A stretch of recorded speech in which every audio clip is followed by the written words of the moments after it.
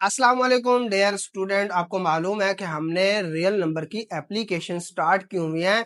उसके अंदर 1.3 मुकम्मल एक्सरसाइज इसी चीज को समझाने के लिए बनाई गई है कि आपको पता चल जाए कि रियल नंबर की एप्लीकेशंस क्या है, कहाँ कहाँ के पे इस्तेमाल होती है। तो डियर स्टूडेंट, लास्ट लेक्चर के अंदर हमने क्वेश्चन नंबर 4, 5 और 6 डिस्कस किया था। आज के इस लेक्चर के अंदर हम डिस्कस करने वाले हैं question number 7, question number 8 and question number 9। हमारी एक्सरसाइज कंप्लीट हो जाएगी। आपने क्वेश्चंस को अच्छे से समझना है, फोकस करना है, बुक निकाल लें और कॉपी पेंसिल निकाल लें, उस पर लिखना शुरू कर दें। और अगर आप साथ साथ समझना चाहते हैं तो फिर एक दफा वीडियो को पॉज करके आप उसको लिख लें क्वेश्चन को। ओके बच्चों, अब हम यहाँ पे देख लेते हैं रियल नंबर की एप्लीकेशंस में। हम पढ़ लेते हैं क्वेश्चन नंबर 7। क्वेश्चन नंबर 7 में लिखा हुआ है मेरा bought a toy for RS 1500। Okay, एक उसने खिलौना खरीदा है, उसकी कीमत क्या थी? 1500 रुपए थी। बहुत सिंपल सा हो गया। तो ये क्या हो गया? कॉस्ट प्राइस हो गई ना। ठीक है, बाई प्राइस, बाइंग प्राइस भी कह सकते हैं इसको, कॉस्ट प्राइस भी कह सकते हैं। ओके बच्चों, एंड सोल्ड फॉर 1520 रुपीज। ठीक हो गया, और 1520 रुपए में उसको बेच दिया। ठीक है, अच्छा कारोबार है ना। तो प्रॉफिट नजर आ रहा है जी, प्रॉफिट नजर आ रहा है, 20 रुपए प्रॉफिट नजर आ रहा है। जब भी इस तरह का सवाल आ जाए सॉरी फॉर डिस्टर्बेंस, जब भी इस तरह का सवाल आ जाए जिसमें कॉस्ट प्राइस क्या हो, कम हो, सेलिंग प्राइस ज्यादा हो, तो डेफिनेटली प्रॉफिट वाला फार्मूला लगाएंगे। ओके बच्चों। अच्छा, वो क्या पूछ क्या रहा है? What was her profit percentage. हमने प्रॉफिट तो मालूम करनी है लेकिन परसेंटेज में मालूम करनी है। तो यहाँ पे इसको हल करने के लिए सबसे पहले हम इसका डाटा लिखेंगे बच्चों, याद रखना है। सबसे पहले क्या लिखेंगे? Cost price. क्या लिखेंगे? Cost price. कॉस्ट प्राइस को सीपी से जाहिर करते हैं। ठीक हो गया। कॉस्ट प्राइस कितनी है? 1500 रुपए है जी। ठीक है, RS लिख दे या सिंपल लिख दिया करें। ठीक है, उसके बाद क्या है? सेलिंग प्राइस के उसने जो उसको बेचा है वो कितनी कीमत में बेचा है जी। ठीक है, तो ये SP होता है। ओके बच्चों, तो ये 1520 रुपए का उसने सेल आउट कर दिया है। अब उसके बाद देखें प्रॉफिट कितना है। प्रॉफिट, प्रॉफिट मालूम करने का फार्मूला क्या होता है? प्रॉफिट, ये अभी प्रॉफिट हम परसेंटेज में नहीं मालूम कर ले। ठीक है, हम सिंपल प्रॉफिट मालूम कर रहे हैं। तो सीपी ये सेलिंग प्राइस FP आ जाएगा माइनस CP आ जाएगा। ओके बच्चों, सेलिंग प्राइस कितनी है? 1520 रुपए है, और कॉस्ट प्राइस कितनी थी? 1500 रुपए थी। तो टोटल प्रॉफिट कितना आ गया? 20 रुपए आ गया जी। ठीक हो गया बच्चों। अब 20 रुपए क्या आ गया? प्रॉफिट आ गया जी। अब उसके बाद उसके बाद यहाँ पे देख ले, हमने प्रॉफिट परसेंटेज मालूम कर लिया। प्रॉफिट परसेंटेज, प्रॉफिट परसेंटेज मालूम करने का फार्मूला ये होता है कि आप प्रॉफिट ऊपर रखेंगे जो आपको प्रॉफिट आई है। ठीक है, उसके बाद आपकी जो कॉस्ट प्राइस है CP उसको यहाँ पे रखेंगे, मल्टीप्लाई 100 करेंगे और ये बन जाएगा प्रॉफिट परसेंटेज। ओके जी। उसके बाद यहाँ पे देखें प्रॉफिट कितना है जी? 20 रुपए है। कितना है जी? 20 रुपए है। कॉस्ट प्राइस कितना है जी? 1500 रुपए है, और मल्टीप्लाई किसके साथ कर रहे हैं? 100 के साथ कर रहे हैं, तो ये परसेंटेज में आ जाएगी। ओके बच्चों, अब यहाँ पे देखें क्या बन रहा है जी? क्या बन रहा है? 2 0 से 2 0 कैंसिल हो जाएंगी। अब यहाँ पे देख ले कि 20 को काट दे 15 के साथ, तो 5 4 20 और 5 3 15। ठीक हो गया, तो 3/4, सॉरी 4/3 आ रहा है। ठीक है बच्चों, 4/3 परसेंटेज प्रॉफिट आई है।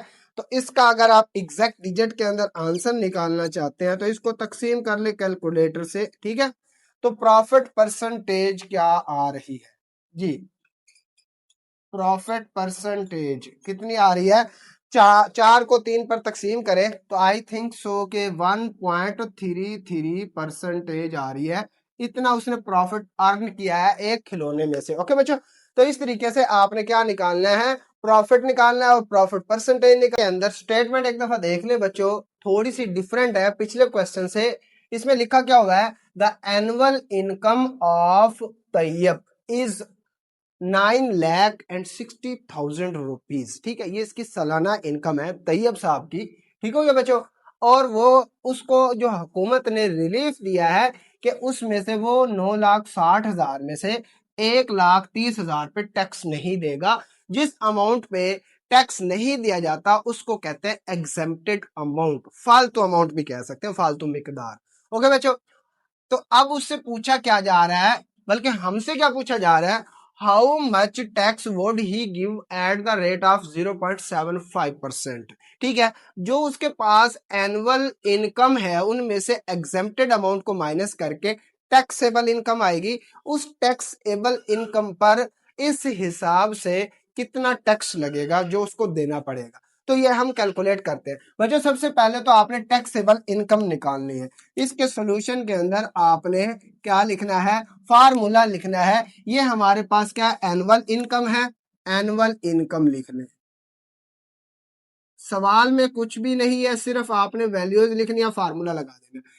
एनुअल इनकम है 9,60,000 जी, ये एनुअल इनकम है बच्चों। ओके, और उसके बाद एग्जेम्प्टेड अमाउंट कितनी है, एग्जेम्प्टेड अमाउंट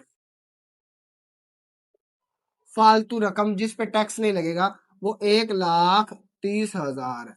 ओके बच्चों, ये देखें सवाल बहुत आसान आ गया। अब हमने क्या निकालना है, टैक्सेबल इनकम निकालनी है, जिस पर टैक्स लगेगा वो कौन सी अमाउंट होगी, टैक्सेबल इनकम। वो बहुत आसान है जी, उसका फार्मूला क्या लिखेंगे टैक्सेबल इनकम के लिए, एनुअल इनकम माइनस क्या होगा, एग्जेम्प्टेड अमाउंट। एग्जेम्प्टेड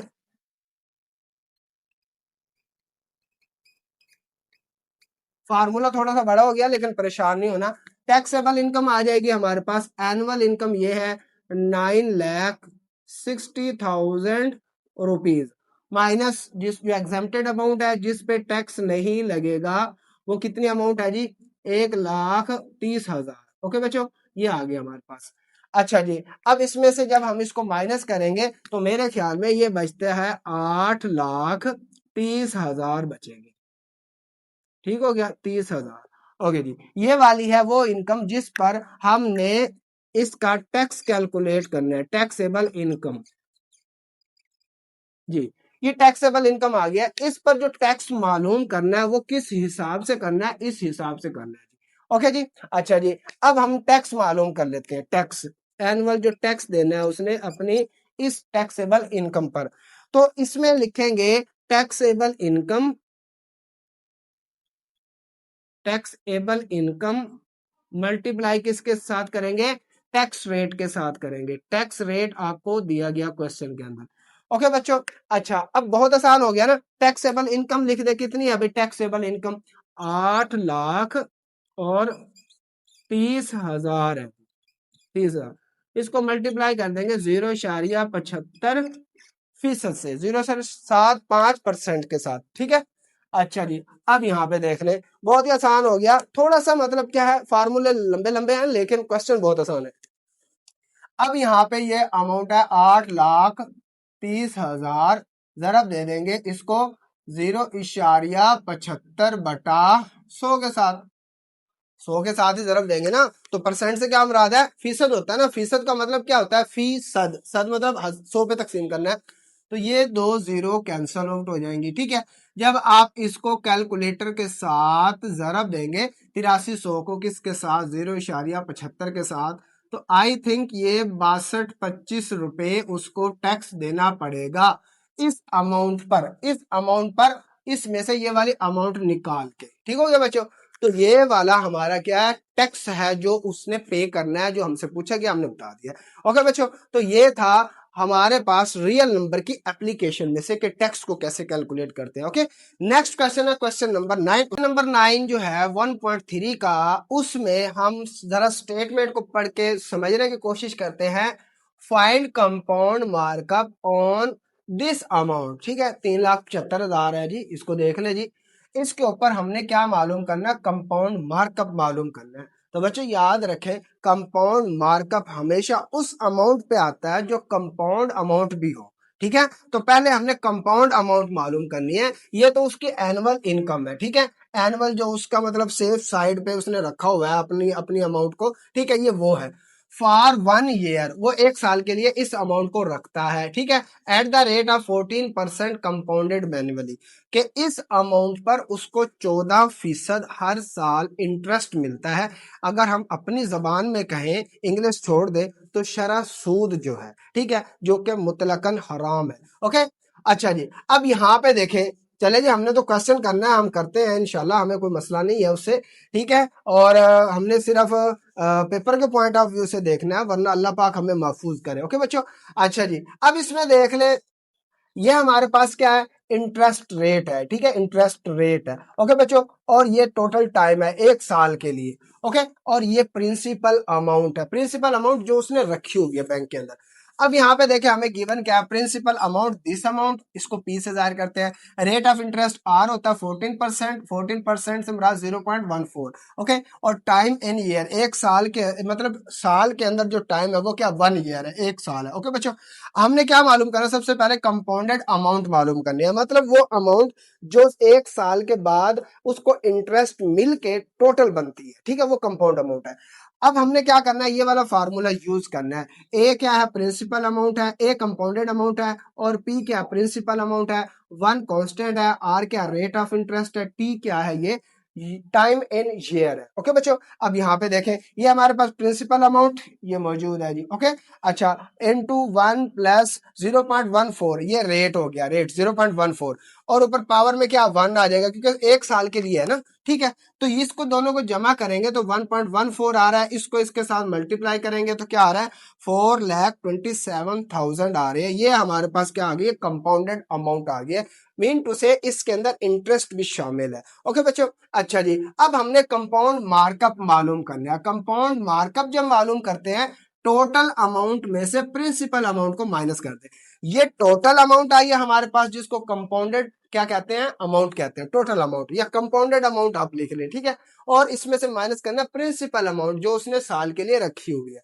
तो ये 4,27,000 में से 3,75,000 अगर आप माइनस करेंगे तो 52,500 ये वाली जो अमाउंट है, ये उसको इंटरेस्ट में मिल रही है हर साल बैंक की तरफ से, कंपनी की तरफ से, ठीक है, इसको कहते हैं हर साल का जो सूद उसको मिल रहा है, शरह सूद कह ले, ठीक है। उन्होंने बड़ी अच्छी टेक्नोलॉजी, बड़ी अच्छी लैंग्वेज यूज की है मार्कअप की, इंटरेस्ट की, लेकिन उर्दू के अंदर इसको शरह सूद ही कहते हैं, या मार्कअप कह देते हैं, वही लफ्ज इस्तेमाल करते हैं। ओके जी स्टूडेंट, ये था हमारा रियल नंबर जो है उसकी एप्लीकेशंस की एक्सरसाइज, ये आज खत्म हो गई है। उम्मीद करता हूँ ये अच्छे से आप करेंगे, इसको अच्छे से समझ लेना। इसके अंदर इंपॉर्टेंट क्वेश्चन भी हैं स्टेटमेंट वाले, और ये एप्लीकेशन से रिलेटेड है। और इसके अलावा अब हम जो नेक्स्ट करने वाले हैं एक्सरसाइज, रिव्यू एक्सरसाइज 1, वो बहुत ही इंपॉर्टेंट है, ठीक है। हम उसके शॉर्ट और लॉन्ग देखेंगे, ठीक है, एमसीक्यूज की अलग से वीडियो बना लेंगे, शॉर्ट और लॉन्ग देखने वाले हैं हम। और उसके बाद आपने करना क्या बच्चों, वीडियो को लाइक कर देना है, चैनल को सब्सक्राइब कर देना है, प्रेस कर देना बेल आइकन को, ताकि जैसे ही वीडियो अपलोड हो आप तक पहुंच जाए। वरना अक्सर स्टूडेंट कमेंट सेक्शन के अंदर कहते रहते हैं कि सर जी फलां एक्सरसाइज का फलां क्वेश्चन अपलोड नहीं हुआ। तो बच्चे तरतीब के साथ सारे क्वेश्चन अपलोड हो रहे हैं, जब आप सब्सक्राइब नहीं ना करते तो फिर क्वेश्चन पूछते रहते हैं, और प्रेस नहीं ना करते बेल